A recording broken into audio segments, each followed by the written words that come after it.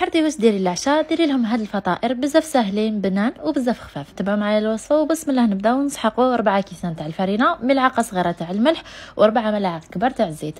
لموا غير بالماء دافي. بات لي انا 2 كيسان، المهم غير ما تلم معاكم اعجنوها 10 دقائق حتى تطرى وحطوها في ان ساشي خلوها تريح. وفي نفس الوقت نروحوا نوجدوا الحشو. في مقله حطوا شويه تاع الزيت، بصله، فلفل وطماطيش مقطعين مربعات. حطوا معاهم الملح ولي زيبيس نخلوهم مكتوبين تحت لا فيديو وحطوها طيب على النار هاديه حتى طيب وتعسل بيان سور. من داك خلطوها هكا باش ما تحرق لكمش. كي طيب خلوها تبرد بجيه وقرصوا العجينه تاعكم. انا خرجوا لي 6 حبات. الكريات الكبار نفتحوهم نحطوا فيهم الحشو والصغار نغلقوا بهم من فوق. دائما كل ما تجوا تفتحوا الحبه عاونوا روحكم بالزيت باش تجيكم سهله الخدمه. حطوا الحشو ولا راكم حابين بنه زياده حطوا معاها الطون تاع سيدي احمد. المره هذه خيرت بلاصه طوماط تحسوها مخدومه في الدار. من جهه اخرى كنت فتحت كريه صغيره وغلقت عليها وشوفوا الغلقه كيفاش تجي. في الحبه الثانيه خيرت ندير هاد لي فيلي بذوق الحار باسكو كاين لي بريفيريه وانا وحده منهم. حطيت الفرماج وغلقت كيما وريت لكم وحطيتها في سنيوه. وما تنساوش تعاونوا روحكم بابي كويسون باسكو راح يسهل عليكم بزاف. كي تجوا تحطوا الحبه في سنيوه ادهنوا يدكم بالزيت وحطوها فاسيه. ادهنوا الفطائر تاعكم صفر البيض. انا تفلسفت وزدت له فلفل حمر ما بانتليش ديفيرونس كبيره. المهم طيبوها على فرن مسخن من قبل. وهذه هي النتيجه. ان شاء الله تكون عجبتكم وجربوها.